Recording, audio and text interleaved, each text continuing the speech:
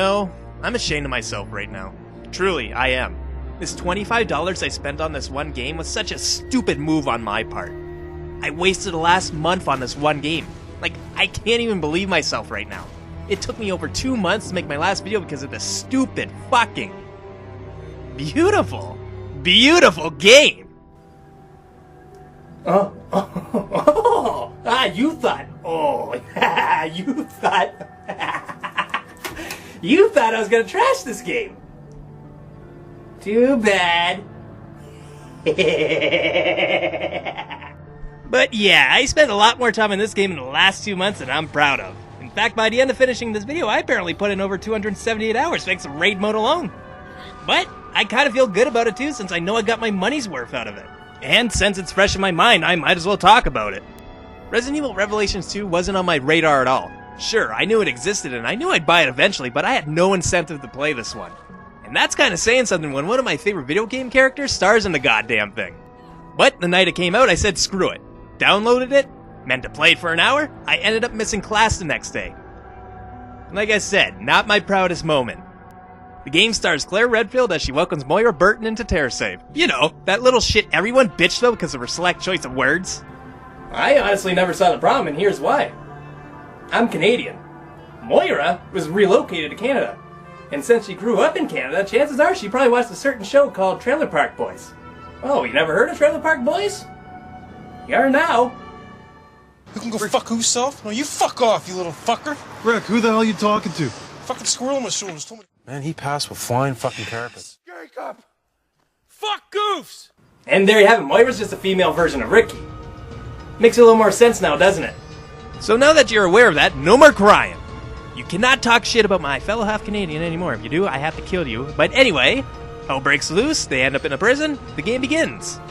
As they make their way through the prison, they attempt to make contact and get help. Since this is a game, it doesn't work. But along the way, they run into this game's new enemy, the Afflicted. Inmates who have been tortured beyond sanity and go out of their way to kill us. Bite us like zombies. Nope, I'm not gonna say it. These aggressive little bastards were a nice welcome, especially the Ironheads. You cannot believe how good it feels to stealth kill one of them. Haha, yes, take that, you little cocksucker! The reason why it feels so good? This move the little ones do right here. It's that infuriating feeling when you get hit and you just want to yell, "Do it again, you little bastard!" And thinking it's actually listening. Then we switch to the second half of these chapters, and if Moira wasn't a hint, Barry is the other star of this game. And oh my, was it such a smart move to bring him back? Never have I seen such a sincere character despite how much cheese he brought to this campy story. Resident Evil 5 and 6 tried so hard to have this epic storytelling, which was always ridiculous since the series always had that stupid but charming story. There's a reason why Barry was requested for so long. I'm sure part of it was because he showed up in Mercenaries Reunion and not Versus Mode. Fucking dummies, I still can't believe they did that, but come on! I'm sure it's a little cliche to show it at this point, but I just can't help it. Here, Barry! What is it? Blood. Hope this is not Chris's blood. What is it? What is it? What is this all about? I can't figure it out at all. Here's a lockpick. It might be handy if you, the master of unlocking, take it with you. That was too close. You were almost a Jill sandwich. Either way, I was glad they brought him back, and it made this game that much more enjoyable for me. Especially for an aspect on video games I usually don't give two shits about. But anyway, Barry reaches the island Claire and Moira were trapped on and immediately finds a little girl named Natalia just giving him that stink eye. Little bitch. And I have to go up top again. Nothing against the character, but I can't be the only one who noticed how fucking goofy she looks when she shows fear. I mean, come on, look at it.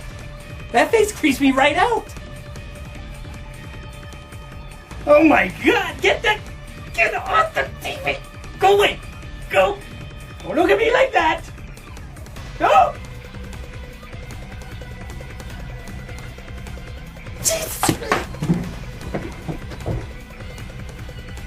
Barry ends up having to bring her along because it's co-op, and they begin their search for Moira. Natalia has a special ability to sense creatures, which creates a really good dynamic between her and Barry, as it encourages you to use stealth instead of going in head-on or just running away entirely, a gameplay aspect the series should have been using a long time ago. This makes certain sections a lot more tense and interesting than what they normally would be in the other games. It's that same feeling you get when you play games like Metal Gear Solid or 007 Everything or Nothing. When you're successful at stuff, there's no greater feeling of accomplishment in a video game as far as I'm concerned. Soon, Barry will be treading through some familiar territory, and this is where we find out that Claire's actions will be the deciding factor if he's going to have a hard time or not. The first example of this is when Claire and Moira are about to get out of the prison, choosing whether or not to use the flamethrower. If you end up toughing it out and not using it, Barry and Natalia won't even have to worry about turning it off to continue. But you could be struggling with Claire due to the lack of ammo so early on. Also, since I'm on it, this part can go fuck itself. Not because of how surprisingly difficult it is. No. It's because of that stupid fucking spinning blade in the corner holding that custom part. You will not believe how many times I accidentally backed into that thing trying to dodge those two fucking iron heads. It pisses me off even more because I know it's my fault and I should know better. But still, whoever thought that was a good idea to put it there is a fucking dickhead cocksucking poopy face. A little later on, as Barry's running through the forest, we come across Barry's second and final enemy type, the Revenants, and I hate them so much, each and every kind of them, especially two of them in raid mode, but I'll get to that in a bit. After getting out of the lumberyard, they find their way to the communication tower Claire and Moira made it to, and we kind of find out that there's a 6-month gap between Claire's story and Barry's story. Jesus, Moira. But that's the gist of episode 1, and since this game is still fairly new at the time of reviewing this, I'm not going any farther into the story. I will say though, other than Barry's Chapter 3 and Claire's Chapter 4, the episodes are pretty solid for the most part. The areas get pretty interesting and there's a few puzzles to keep it fresh. Whether you think they're good or not, that's for you to decide. Puzzles are kind of a tricky thing with people. Revelations 2 has at best attempt so far at blurring the line between classic and modern Resident Evil. It isn't perfect, but it heightens the survival aspect. Enemies don't drop ammo or items, and they're pretty scarce to begin with. Oh, and can you believe that other than maybe once, there's no quick time events? Also, I love the character upgrade system in this game. As you play and come back to chapters, you unlock BP points to spend on various things, but most of them will go towards your character, which gives you that little extra incentive to come back and get all the unlockable costumes, the EX guns, and other things.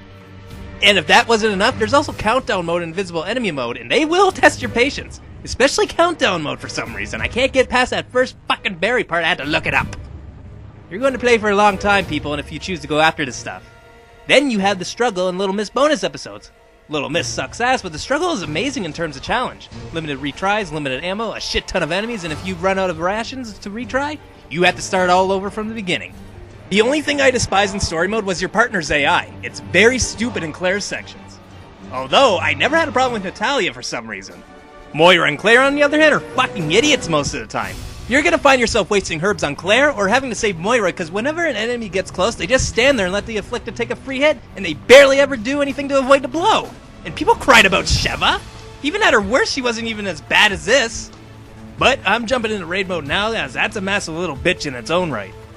Ever since raid mode appeared on the 3DS, it has done nothing but impress me on how much effort that goes into this mode.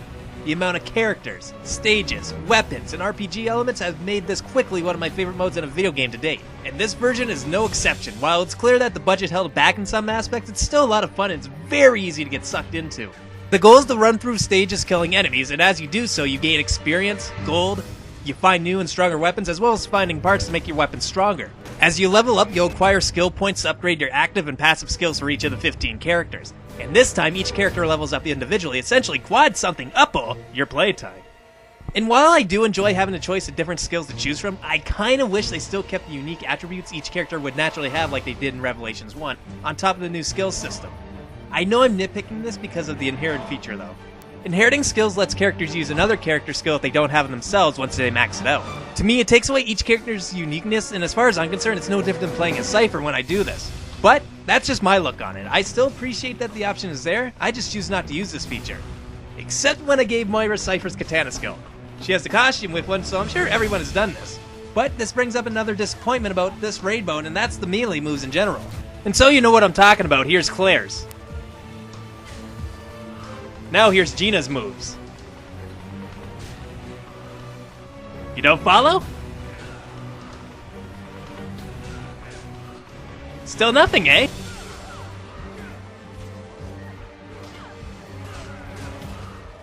If you're still not getting it, other than the 5 guest characters, every male and female character share the same moves.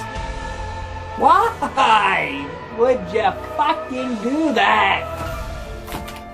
Also, Claire and Barry had sweet moves in Mercenaries 3D. Why didn't they just steal a couple of those like they did for Chris, Jill, Leon, Hunk, and Wesker? Oh yeah! Chris, Jill, and Leon are playable, by the way. Probably added them because they knew the raid roster would suck ass without them. And to top it all off, Claire, Barry, and Moira don't even have a unique skill of their own. Just driving home the point even more that the only reason why you'd want to play as Claire and Barry is for the sake of playing as fan favorites. But luckily, that's the only real disappointment I can think of. I'm sure some probably want me to bitch about the lack of Revelation stages or a Ghost Ship stage, and while I do admit it didn't have to be Resident Evil 6 stages 3/4 of the time, I'll take these stages over the first Raid Mode stages any day. For me, Raid Mode cheapened Revelations 1's story mode because I felt no incentive to go back to it after beating it the first time. Why did I want to go back when I was already replaying an arcade copy which I could play as my favorite character, have no cutscenes, and can play with a friend? This time, story mode and Raid Mode feels like its own thing, and it keeps things fresh on either side of the fence you decide to play on that day. Plus, there's 49 stages across 4 difficulties, 53 if you get the map pack to work, and it brings elements from Resident Evil 5, 6, and both Revelations games. They went for fan service, and for the most part, they did pretty well. And if you somehow managed to possibly do everything this mode has to offer, I think I can say you have absolutely no life if you did, by the way. Still have the event challenges from ResidentEvil.net. And they're not like those makeshift cop-out missions like Resident Evil 6 and Revelations had. These are actually missions added to Raid Mode that changes the rule on how you're going to play. The best example is the new Invasion of the Huge Creature event, where everyone has to work together to take down a giant iron head in 30 days. It's also worth doing too because you can unlock a new costume, although that's total fucking bullshit if we actually have to witness the prick die. Not just for contributing like in past events. But I got my ass covered either way. Fuck that shit. Also, since I couldn't figure out where to talk about those 2 Revenant enemies, I'll say it now. Fuck the slingers and fuck the glams!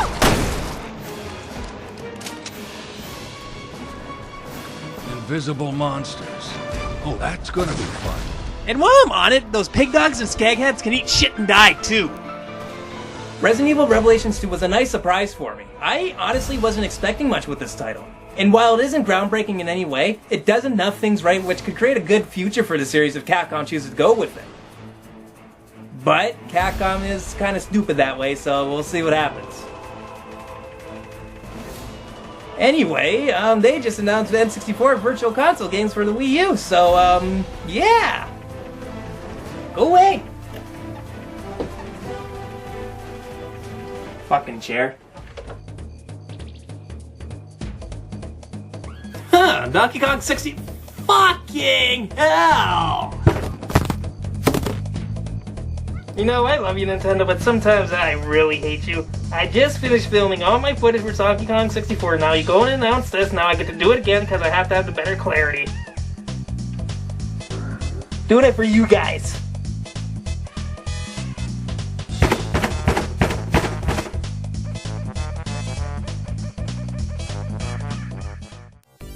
Hey guys, thanks for watching. If you like this video, like, subscribe, and share this to the friends who you think will enjoy this. And as I botch up that little line right there, you should watch out my other stuff since you're probably new with my stuff. Make sense, did I? No? Good, because I didn't know what the fuck I was talking about. So go watch.